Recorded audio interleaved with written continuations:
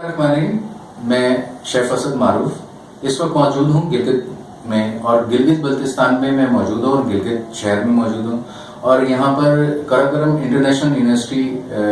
میں موجود ہوں فوڈ اینڈ سائنسز ڈپارٹمنٹ میں۔ میرا یہاں آنے کا مقصد ہے گلگت بلتستان کے فوڈ پہ ریسرچ کرنا، اور میرے سامنے اس وقت موجود ہیں ڈاکٹر فاروق ستی صاحب، جو کہ یہاں پہ پروفیسر ہیں اور فوڈ اینڈ سائنسز میں ان کی گرپ ہے، اور ہم ان کے بہاف پر یہاں پر اس فوڈ گلگت بلتستان کے فوڈ پہ اس وقت ریسرچ کر رہے ہیں، اور ایک ٹیم ہم نے فارم کی ہے جو کہ ہمیں یہاں کے فوڈ کے بارے میں ہم اس سے جو ہے یہاں پہ ان کی معلومات لینا چاہتے ہیں۔ تو ڈاکٹر صاحب السلام علیکم۔ ڈاکٹر صاحب پہلے تو میں چاہوں گا کہ آپ اپنی یونیورسٹی کے بارے میں بتائیں کہ یہاں پر کیا ہو رہا ہے اور آپ کا ڈپارٹمنٹ اس سلسلے میں کیا کر رہا ہے۔ بسم اللہ الرحمن الرحیم۔ اسد صاحب، ہماری یونیورسٹی بیسیکلی تو بیسک سائنسز کی یونیورسٹی ہے، لیکن اس میں ایک پروفیشن ہے ایگریکلچر کے نام سے، جہاں پہ ہم ایگریکلچر پڑھا رہے ہیں، ہارٹیکلچر پڑھا رہے ہیں، اور اس کے علاوہ نیوٹریشن بھی پڑھا رہے ہیں، اور میجر جو ہمارا کام ہے یہاں پہ ہم فوڈ ٹیکنالوجی پڑھا رہے ہیں، BSMS اور PhD کر رہے ہیں۔ اس کے ساتھ ساتھ ہم انہی پروفیشن میں اسٹوڈنٹس کو ریسرچ بھی کروا رہے ہیں، اور ہمارا بیسک جو یہاں پہ رہتے ہوئے اور اس علاقے کے حساب سے ہے، تو ہمارا ایمفیسس یہ ہوتا ہے کہ ہم بچوں کو ایسی ریسرچ کروائیں جس میں لوکل فروٹس پہ ہی کام کروائیں، اور لوکل فروٹس ورلڈ فیمس ہے کہ امزا فوڈ ہے، یا یہاں کی جو فوڈز ہیں وہ ہیلتھ کے لیے بڑی اچھی ہیں، اور اسی وجہ سے آپ کو معلوم ہوگا کہ لائف ایکسپیکٹنسی جو ہے یہاں کے لوگوں کی as compare to other part of Pakistan زیادہ ہے۔ تو اس کی بیسک ریزن یہ ہے کہ یہاں کے فروٹس ہیں، ویجیٹیبلز ہیں، اور ساتھ ساتھ کچھ ٹریڈیشنل فوڈس یہاں پہ لوگ کھا رہے ہیں جو کہ بڑی سمپل ہیں، بنانے میں بڑی سمپل ہے، لیکن وہ ان کی روٹین ڈائٹ کا حصہ ہے۔ اور جس طرح سے ڈاؤن کنٹری میں، پنجاب میں، سندھ میں وہ زیادہ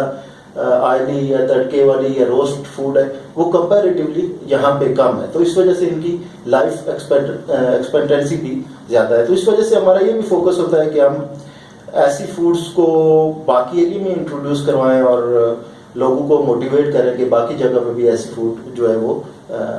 لوگوں کو پرووائڈ کی جائے یا بنائی جائے۔ اچھا ڈاکٹر صاحب یہ بتائیے کہ یہاں پہ کون کون سی ایسی کراپس ہیں جو مطلب کافی پرانی وقتوں سے چلی آ رہی ہیں اور اس کو آپ بھی اس پہ جو ہے ورکنگ کر رہے ہیں؟ سر یہاں پہ کراپس تو جنرلی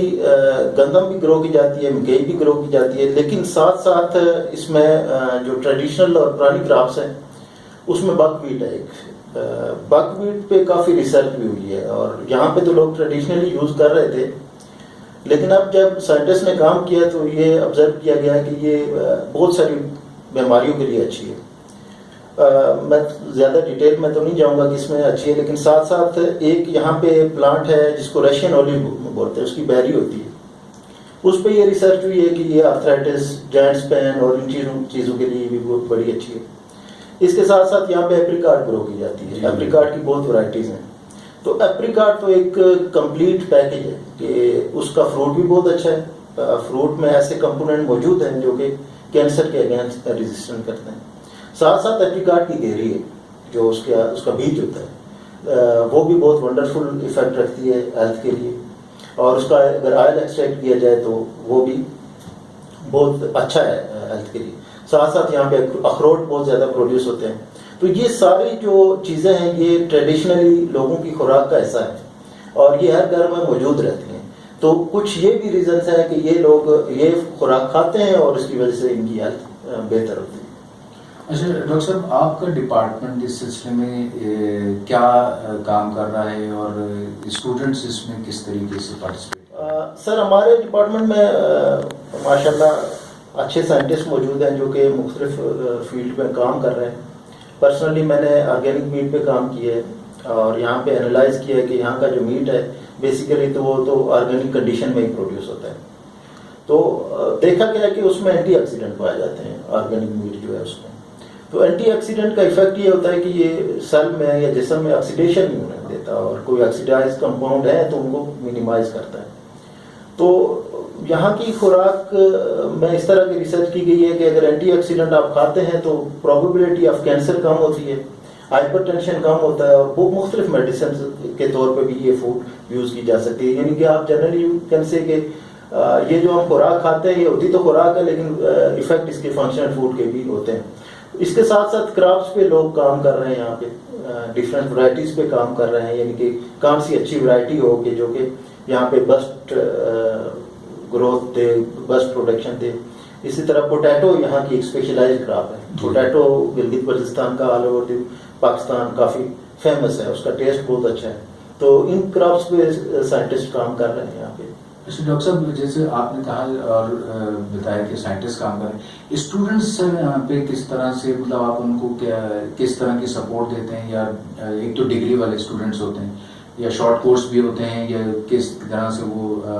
آپ کے ساتھ جو ہے وہ آپ کی جو ریسرچ ہے اس میں پارٹیسپیٹ کرتے ہیں, یا فردر اور وہ کس طرح سے اس کو اپنی جو اسٹڈی ہوتی ہے اس کو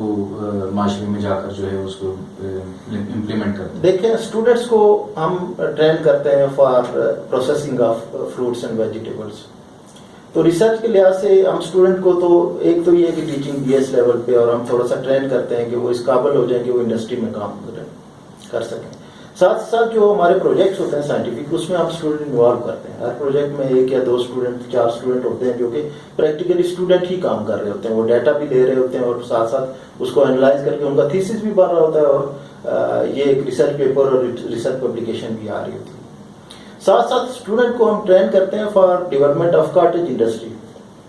یہاں کی اسٹریٹجی کچھ اس طرح ہے کہ یہاں پہ لوگوں کی ہولڈنگ کچھ زیادہ نہیں ہے, کسی کے پاس 2 کنال زمین ہے, کسی کے پاس 4 کنال زمین ہے. تو ہم یہ بھی ٹرین کرتے ہیں کہ فوڈ سیکورٹی کا جو ایشو ہے وہ by enhancing income of the people, یعنی کہ گھر کی انکم تھوڑا بڑھائیں, 2000-4000 پر منتھ بڑھائیں.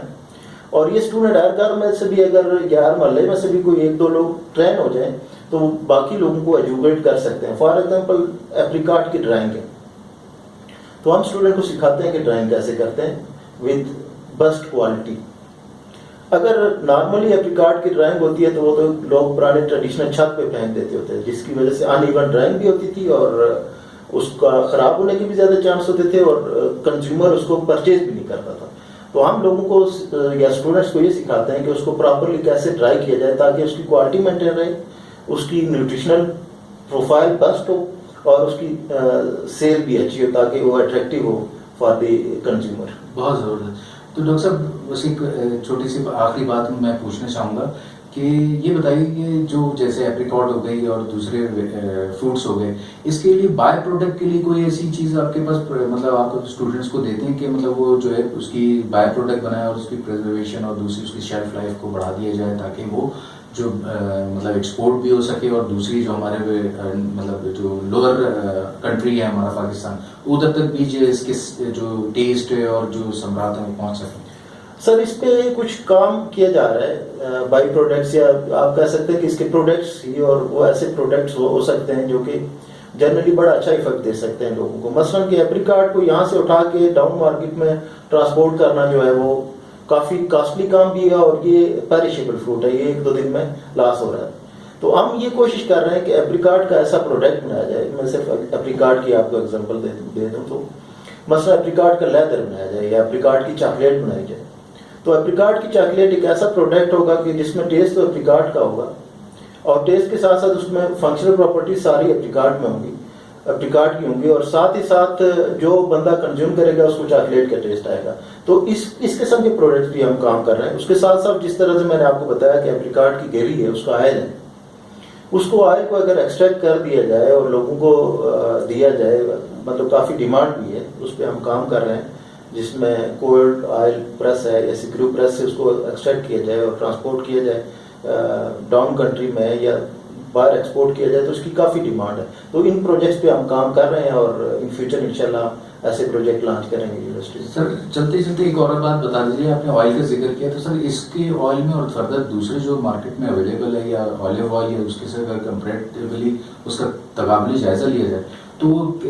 اس میں کس کی افادیت کیا زیادہ ہے یا مطلب نارمل ہے یا ایک جیسی ہے؟ سر افادیت تو بیسیکلی اس کی بہت اچھی افادیت ہے. جہاں پہ ریسرچ کی گئی ہے, ڈفرینٹ ٹرائلز لگائے گئے ہیں, تو جو ایپریکاٹ کا آئل ہے وہ بہت اچھا ہے, ونڈرفل ایفیکٹ ہے, ہیلتھ کے لحاظ سے بہت اچھے ایفیکٹ ہے. تو لیکن مارکیٹ میں یہ کچھ زیادہ اویلیبل نہیں ہے, اس پہ کچھ زیادہ کام نہیں کیا گیا, سائنٹیفکلی کام کیا گیا اور اس کے بہت اچھے رزلٹ آئے ہیں. تو that can be best than اولیو یا باقی جو آئلز ہیں اس سے بیسٹ ہے, لیکن ساتھ ساتھ یہ ہے کہ اویلیبلٹی تھوڑا کم ہے, تو اس وجہ سے اس کی پرائس ڈیفینیٹلی تھوڑا زیادہ ہوگی.